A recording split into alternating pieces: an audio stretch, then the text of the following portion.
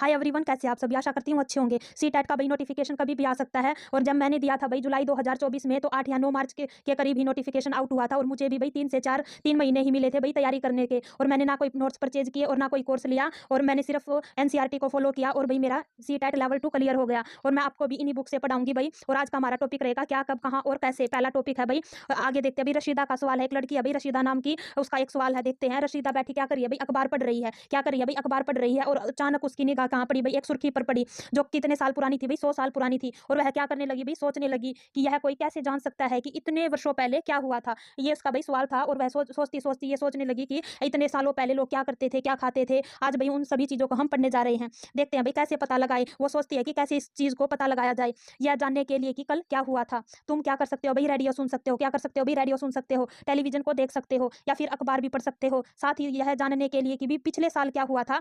और तुम किसी ऐसे व्यक्ति से बातें कर सकते हो जिसे उस समय की भाई समृद्धि हो, क्या हो भाई, याद हो उस चीजों के बारे में। लेकिन बहुत पहले क्या हुआ था यह कैसे जान सकते हो भाई? कुछ समय पहले, साल पहले या पिछले साल की, उससे पिछले साल की तो आप पता लगा सकते हो, लेकिन बहुत साल वो पहले क्या हुआ था यह कैसे जान सकते हो? उसके बाद मन में क्या था भाई? सवाल था। आगे देखते हैं। आगे है भाई अतीत के बारे में हम क्या जान सकते हैं। अतीत के बारे में भाई हम बहुत कुछ जाना जा सकता है। क्या है भाई? अतीत के बारे में बहुत कुछ जाना जा सकता है। जैसे क्या है भाई? लोग क्या खाते थे, क्या खाते थे, कैसे कपड़े पहनते थे, इस तरह के घरों में रहते थे भाई, किस तरह के घरों में रहते थे। हम आखेटकों, शिकारी, आखेटक को क्या कहते हैं भाई? शिकारी कहते हैं। पशुपालकों, कृषकों, शासकों, व्यापारियों, पुरोहितों, शिल्पकारों, कलाकारों, संगीतकारों या फिर वैज्ञानिकों के जीवन के बारे में भी जानकारियां हासिल कर सकते हैं। यही नहीं, हम यह भी पता कर सकते हैं कि उस समय बच्चे कौन से खेल खेलते थे, कौन सी कहानियां सुना करते थे, कौन से नाटक देखा करते थे या फिर कौन-कौन से गीत गाते थे। ये सब चीज़ों के बारे में हम पता लगा सकते हैं। देखते हैं अभी कैसे पता लगा सकते हैं, आगे पता चलेगा। लोग कहाँ रहते थे पहले, ये पता लगाते हैं भई लोग कहाँ रहते थे। देखते हैं भई मानचित्र वन, मानचित्र वन को भी देखेंगे भई। और नर्मदा नदी का पता लगाओ। क्या है भई? नर्मदा नदी का पता लगाओ। यहाँ से भई एक क्वेश्चन बनता है। मैं आपको ये भी बताती चलूँगी कि कहाँ-कहाँ से क्वेश्चन बनते हैं। कई लाख पहले, क्या है भई? कई लाख वर्ष पहले से लोग इस नदी के तट पर रहते थे। कौन-सी नदी भई? नर्मदा नदी। नर्मदा नदी के तट पर कई लाख वर्ष पहले से लोग रहते थे और वहाँ रहने वाले जो आरंभिक लोग थे, वो कुछ क्या थे भई? कुशल संग्राहक थे, जो आस-पास के जंगलों की विशाल संपदा है उससे परिचित थे और अपने भोजन के लिए वे क्या-क्या करते थे भई? जंगलों, जड़ों, फलों और जंगल के अन्य उत्पादों का यहीं से क्या करते थे भई? संग्रह करते थे, उनको इकट्ठा करते थे और वो जानवरों का क्या करते थे भई? शिकार भी करते थे। अब हम देखते हैं भई मानचित्र वन को। मानचित्र वन में नर्मदा नदी को देखेंगे भई, वहाँ कैसे जीवन फला-फूला। नर्मदा नदी को देखते हैं भई, हमारा ये भारत का नक्शा है और भारत के नक्शे के बीचों-बीच से ये है भई नर्मदा नदी। देखो भई ये है नर्मदा नदी और मैं कुछ आपको और भी दिखाऊँगी जिसके बारे में आपको आगे जानकारी मिलेगी। ये है भई गारो की पहाड़ियाँ और यहाँ से क्या हुआ था भई? कृषि का विकास हुआ था। क्या हुआ था भई? कृषि का विकास हुआ था। गारो पहाड़ियाँ और एक है भई विंध्य पहाड़ियाँ। ये नर्मदा नदी के ऊपर ही है भई विंध्य की पहाड़ियाँ। और कुछ और भी दिखाना चाहूँगी भई मैं आपको। यहाँ है भई सुलेमान और कित्थर की पहाड़ियाँ। इसके बारे में भी हम आगे पढ़ेंगे कि यहाँ से क्या-क्या हुआ। जैसे कि यहाँ से क्या हुआ भई? गेहूँ और जो लोगों ने उपजाना शुरू किया, फसलों को उपजाना शुरू किया, पशुओं को पालना शुरू किया। और विंध्य के उत्तर में भी हम आगे पढ़ेंगे, इसके बारे में आगे चर्चा करेंगे कि विंध्य के उत्तर में क्या हुआ था भई? चावल उपजाना शुरू किया था लोगों ने। आगे देखते हैं भई, अब देखते हैं भई, अब तुम उत्तर पश्चिम की सुलेमान और कित्थर पहाड़ियों का पता लगाओ। क्या है भई? सुलेमान और कित्थर की पहाड़ियाँ जो हमने पीछे देखी थी नक्शे में, उसके बारे में कह रहा है। सुलेमान और कित्थर की पहाड़ियों का पता लगाओ। इस क्षेत्र में कुछ ऐसे स्थान हैं, क्या है भाई? इस क्षेत्र में कुछ ऐसे स्थान हैं जहां लगभग 8000 वर्ष पूर्व स्त्री और पुरुषों ने क्या किया था भाई? सबसे पहले गेहूं और जौ की खेती करना स्टार्ट किया था, फसलों को उपजाना शुरू किया था। उन्होंने क्या क्या पशु पाले भाई? भेड़ पाली, बकरी पाली और कुछ गाय और बैल जैसे पशुओं को क्या बनाया भाई? पालतू बनाना शुरू किया। यहाँ से भाई एक क्वेश्चन पूछा जाता है।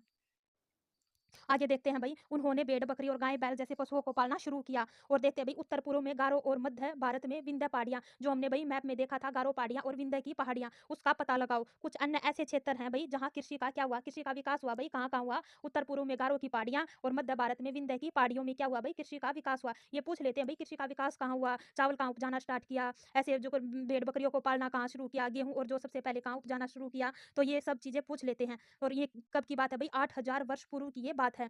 आगे देखते हैं भाई, आगे है भई जहाँ सबसे पहले चावल उपजाना स्टार्ट किया। क्या भई? चावल उपजाना स्टार्ट किया। कहाँ भई वो स्थान? विंध्य के उत्तर में। कहाँ भई? विंध्य के उत्तर में वो स्थान है।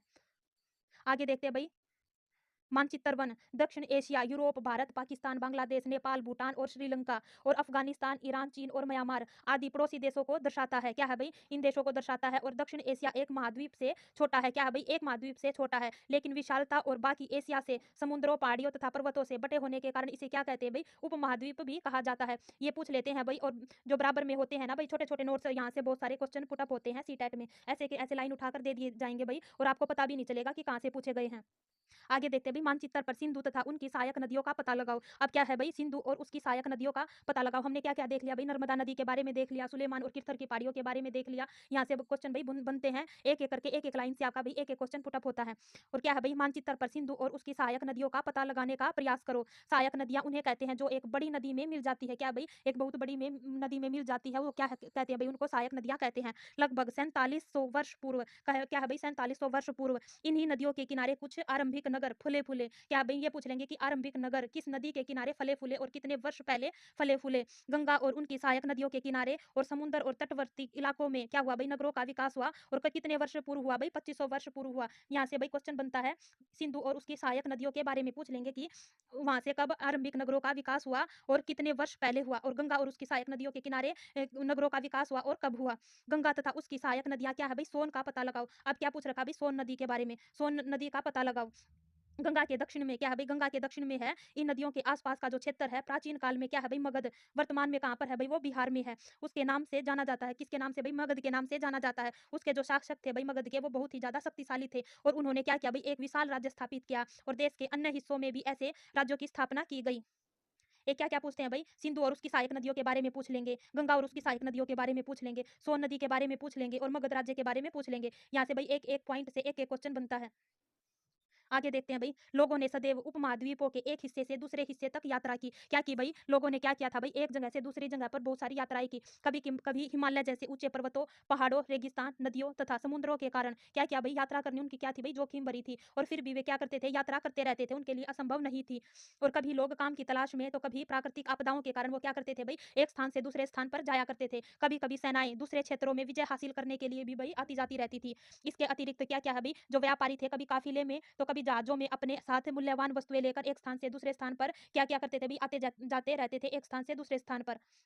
धार्मिक गुरु लोगों को क्या करते थे भाई, धार्मिक गुरु थे वो लोगों को शिक्षा और सलाह देते हुए एक गांव से दूसरे गांव में आते जाते रहते थे, एक कस्बे से दूसरे कस्बे में जाया करते थे। कुछ लोग क्या थे भाई, नए और रोचक स्थानों को खोजने के चाह में क्या थी भाई, उत्सुकतावश भी यात्रा किया करते थे। क्या करते थे भाई, उनका इंटरेस्ट था एक स्थान से दूसरे स्थान की यात्रा करना, इसलिए वो क्या करते थे भाई, एक स्थान से दूसरे स्थान पर जाया करते थे। इन सभी यात्राओं से लोगों को एक दूसरे के विचारों को जानने का क्या मिला भाई, अवसर मिला। आज लोग यात्राएं क्यों करते हैं, ये भाई पिछले टाइम की बातें थी, और आज लोग यात्राएं क्यों करते हैं इसके बारे में हम जानते हैं।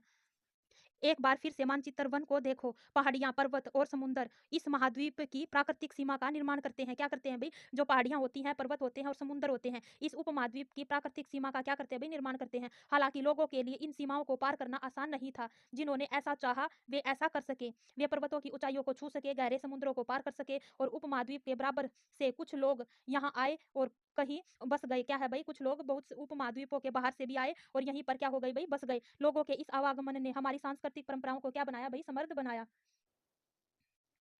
आगे देखते हैं भाई, कई सौ वर्षों से लोग क्या करते हैं भाई, पत्थरों को तराशने, संगीत रचने और यहाँ तक कि भोजन बनाने के नई तरीकों के बारे में एक दूसरे के विचारों को अपनाते रहते हैं। क्या करते हैं भाई, लोगों के विचारों को, एक दूसरे के लोगों को के भोजन को और विचारों को क्या करते हैं भाई, अपनाते रहते हैं। अब देखते हैं भाई, देश के नाम, हमारा देश का नाम कैसे पड़ा, इसके बारे में भाई हम देखते हैं। अपने देश के लिए हम प्राय क्या है भाई, इंडिया तथा भारत जैसे नामों का प्रयोग करते हैं। क्या करते हैं भाई, कौन कौन से नामों का, इंडिया और भारत जैसे नामों का प्रयोग करते हैं। ये देखते हैं कि इंडिया शब्द आया कहाँ से, इंडिया शब्द इंडस से निकला है। ये पूछ लेंगे भाई, इंडिया शब्द कैसे निकला है, इंडस से, जिसे क्या कहते हैं भाई, संस्कृत में सिंधु कहा जाता है। क्या कहा जाता है भाई, सिंधु। अपने एटलस में ईरान और यूनान का पता लगाओ। लगभग 2500 वर्ष पूर्व क्या था भाई, उत्तर पश्चिम की ओर से आने वाले ईरानियों और यूनानियों ने सिंधु को क्या कहा भाई, हिंदोस और इंदोस, और इस नदी के जो पूर्व में स्थित भूमि प्रदेश को क्या कहा भाई, इंडिया कहा। और भरत नाम का प्रयोग क्या है भाई, उत्तर पश्चिम में रहने वाले लोगों के एक समूह के लिए प्रयोग किया जाता था। और इस समूह का उल्लेख क्या है भाई, संस्कृत की आरंभिक लगभग 3500 वर्ष पुरानी कृति क्या है भाई, सबसे पुराना क्या है भाई, वेद हमारा ऋग्वेद, उसमें मिलता है। आगे देखते हैं भाई, बाद में इसका प्रयोग देश के लिए होने लगा। हमें ये देखे हमने हमने ये देखा भाई, हमारे देश का नाम कैसे पड़ा भी, इंडिया शब्द इंडस से निकला है और जिसे संस्कृत में क्या कहते हैं भाई, सिंधु कहा जाता है। अपने जो एटलस है उसमें ईरान और यूनान का पता लगाओ। यहाँ से एक क्वेश्चन ईरान और यूनान के बारे में पूछ लेते हैं। लगभग 2500 वर्ष पूर्व उत्तर पश्चिम की ओर से आने वाले जो थे भाई, वो जो थे भाई, ईरानियों और यूनानियों ने सिंधु को क्या कहा भाई, हिंदोस कहा, और जो पूर्व में स्थित भूमि प्रदेश को इंडिया कहा। यहाँ से एक क्वेश्चन बनता है भाई, यहाँ से एक क्वेश्चन जरूर बनेगा।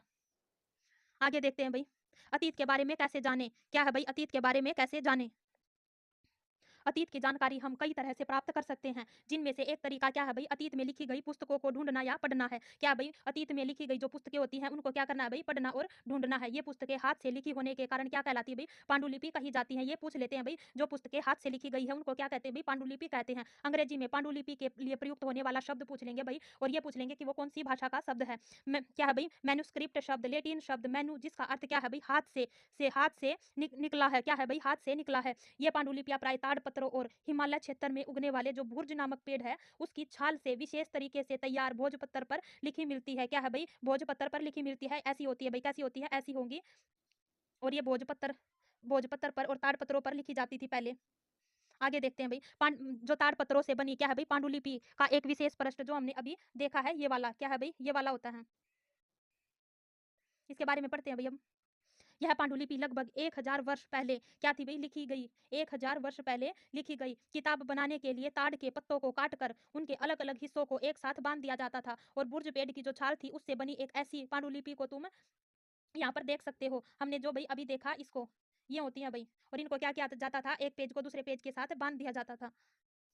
आगे देखते हैं भई, इतने वर्षों में इनमें से कुछ जो पांडुलिपियाँ थी, वो क्या की भई, कीड़ों ने खा ली, और कुछ क्या हो गई भई, नष्ट हो गई। और फिर भी ऐसी कई पांडुलिपियाँ आज भी उपलब्ध हैं। प्राय ये पांडुलिपियाँ मंदिरों और विहारों में प्राप्त होती हैं। कहाँ भई, विहारों में और मंदिरों में। विहार क्या होते हैं भई, जहाँ पर धार्मिक गुरु रहते हैं, उनको क्या कहते हैं भई, विहार कहते हैं। इन पुस्तकों में क्या होता है भई, धार्मिक मान्यताओं, व्यवहारों, राजाओं के जीवन, औषधियों तथा विज्ञान आदि सभी प्रकार के विषयों की हमें जानकारी मिलती है। इनके विषय पूछ लेते हैं भई, इनके विषय क्या-क्या होंगे भई, देखते हैं। इनके विषय मैंने यहाँ पर लिख रखे हैं भई। एक होता है भई, धार्मिक मान्यताएँ, राजाओं के जीवन और औषधियों और विज्ञान। ये भई क्या होंगे भई, पांडुलिपियों के विषय होते हैं। देखते हैं भई आगे। इनके अतिरिक्त हमारे यहाँ महाकाव्य, कविताएँ, नाटक भी हैं। इनमें से कई संस्कृत में लिखे हुए मिलते हैं, जबकि अन्य प्राकृत और तमिल में। प्राकृत भाषा का जो प्रयोग है, आम लोगों के लिए करते थे। क्या है भई, जो प्राकृत भाषा है, उसका प्रयोग आम लोगों के लिए किया जाता था। हम अभिलेखों का अध्ययन भी करते हैं। क्या है भई, अभिलेख। अब हम अभिलेखों के बारे में पढ़ेंगे। पीछे हमने भई पांडुलिपियों के बारे में पढ़ा था। ऐसे लेख कहाँ लिखे जाते हैं भई, पत्थरों तथा धातुओं जैसी कठोर वस्तुओं पर क्या किए जाते हैं भई, उत्कीर्ण किए जाते हैं। कभी-कभी जो शासक होते हैं और अन्य लोग होते हैं, अपने आदेशों को इस तरह उत्तीर्ण करवाते थे, ताकि लोग उन्हें देख सके, पढ़ सके और उनका पालन कर सके। और कुछ अन्य प्रकार के अभिलेख भी मिलते हैं, जिसमें राजाओं और रानियों सहित अन्य स्त्री पुरुषों ने भी अपने कार्यों के विवरण क्या किए थे भई, उत्कीर्ण करवाए थे। उदाहरण के लिए प्राय शासक लड़ाइयों में अर्जित विजयों का क्या करते हैं, अभी लेखा जोखा रखा करते थे।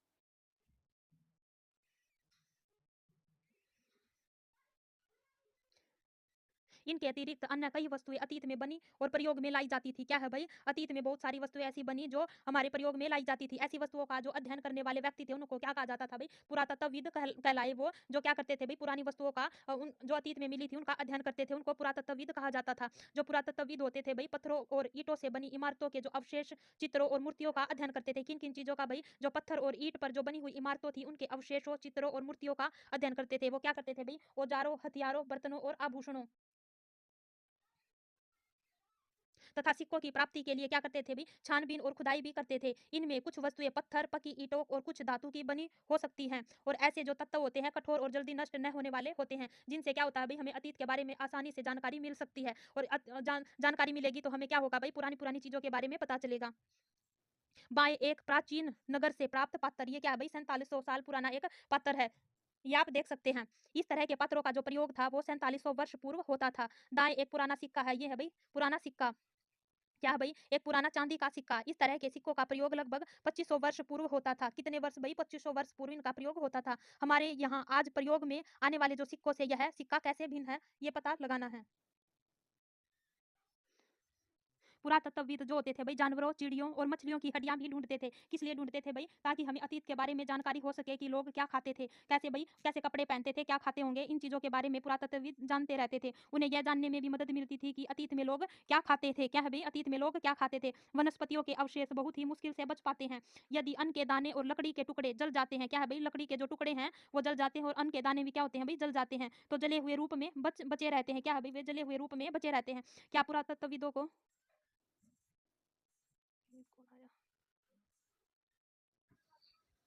पांडुलिपियों, अभिलेखों तथा पुरातत्व से ज्ञात जानकारियों के लिए इतिहासकार प्राय किस शब्द का उपयोग करते हैं भाई? स्रोत शब्द का उपयोग करते हैं। किस शब्द का करेंगे भाई? स्रोत शब्द का प्रयोग करते हैं।